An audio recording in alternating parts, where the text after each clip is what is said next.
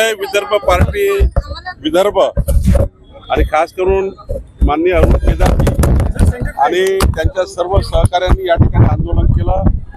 मी रस्त्याने जाता जाता मला हे आंदोलन दिसलं म्हणून मी थांबलो, त्यांचं निवेदन घेतलं आणि परवापर्यंत या विषयाची जे अपग्रेड आहे ते सांगितलं की माननीय देवेंद्रजींना जेव्हा आम्ही या स्मार्ट मीटर, प्रीपेड मीटर घरगुती ग्राहकांना लावू नका, कॉमर्शियलला लावू नका, जोपर्यंत जनतेच्या मनात संभ्रम आहे, जनता याकरता संभ्रमित झाली आहे की जेव्हा प्रीपेड मीटर लागलं आणि समजा 300 रुपये भरले मोबाईल सारखे, 300 रुपयाचं युनिट संपलं का लाईन बंद, वीज बंद, हा जो एक भीती निर्माण झाली आहे, या भीतीच्या माध्यमातून माननीय देवेंद्रजींनी आम्हाला आश्वासन दिलं आहे ते मी यांना सांगितलं आहे की जोपर्यंत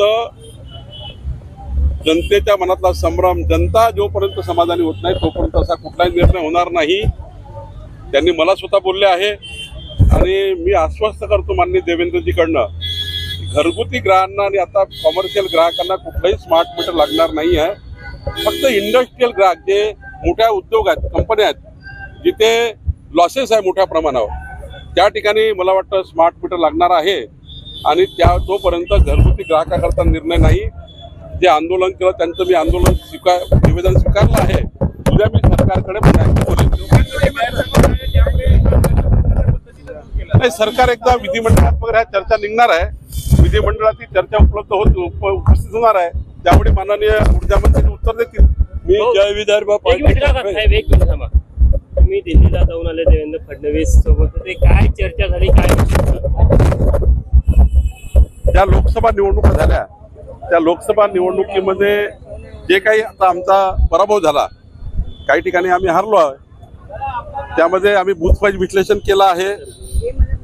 ज्या आमच्या भारतीय जनता पार्टीच्या सीट हरल्या त्या ठिकाणी जे आमचे उमेदवार हरले आहेत त्याचं बूथ वाईज विश्लेषण आम्ही केलं आणि ते बूथ वाईज विश्लेषण आम्ही आपल्या केंद्रीय पक्षाकडे सादर केलं आहे। विधान परिषद निवडणुका पुढील काळामध्ये त्या संदर्भात आणि विधानसभा येणार आहे, काही उमेदवाराचे नावं आमच्याकडे आले पार्लमेंटरी, राज्य पार्लमेंटरी बोर्डात, ते आम्ही केंद्रीय पार्लमेंटरी बोर्डाला दिले आहेत।